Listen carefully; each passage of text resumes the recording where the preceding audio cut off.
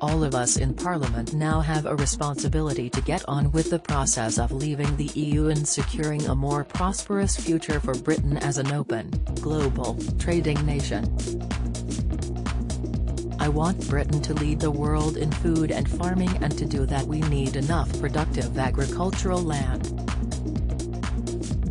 When I started my ministerial job, I brought my daughters into the department, due to last-minute childcare complications.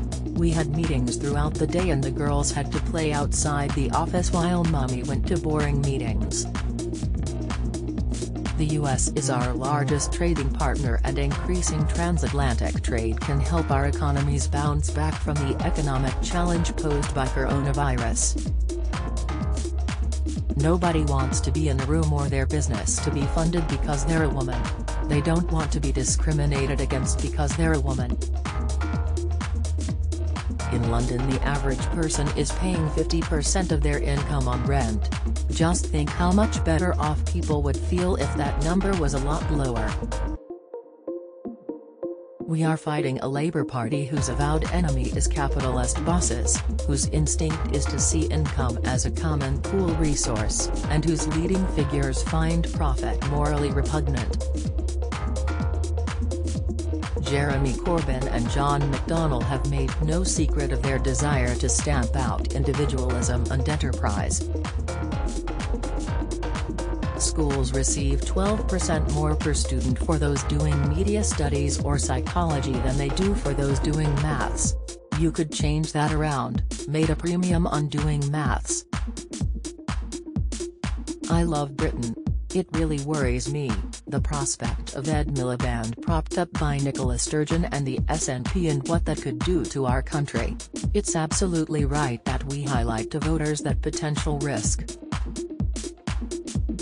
I'm saying the excessive focus on what gender a person is, rather than what they do, does a disservice to women. From Brompton bikes in Australia to Bentleys in the US, the world wants what Britain has to sell. We don't know what's around the corner, and we must do everything to ensure we get our country's debts down, building our resilience so we don't repeat the mistakes of the past. In order to retain our position as the dynamic duo of the world, it's vital that in the UK and US we keep opportunities open for new people and new ideas. And we can never allow our economies to get furred up. I think we've got caught up in the weeds of Brexit, and the approach has been to try and compromise and split the difference. And that to me is not what Brexit is about.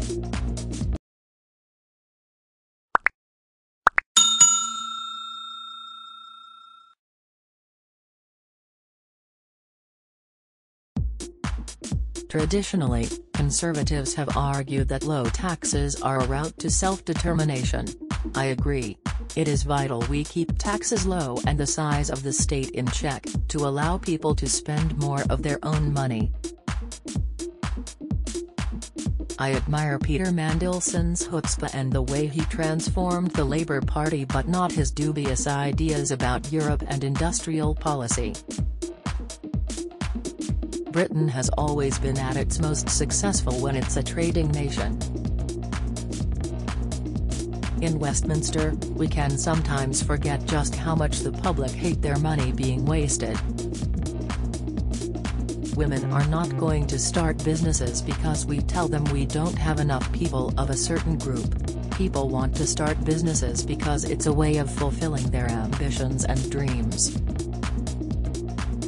Trade is critical to us all. It ensures we have what we need to live, that the NHS gets the equipment it needs to save lives, and that developing countries can prosper. Kitchen table startups and local entrepreneurs will find they have major new opportunities open to them, as they gain easier and quicker access for their goods and services into one of the world's largest markets. Labour wants to control all parts of the economy and society so that they can pursue the politics of envy. It would leave us all paying higher taxes and the economy in tatters. From better access to American markets for our beef and lamb farmers, to cutting tariffs on dairy products like cheese, which are up to 17%, there are significant opportunities for UK farming.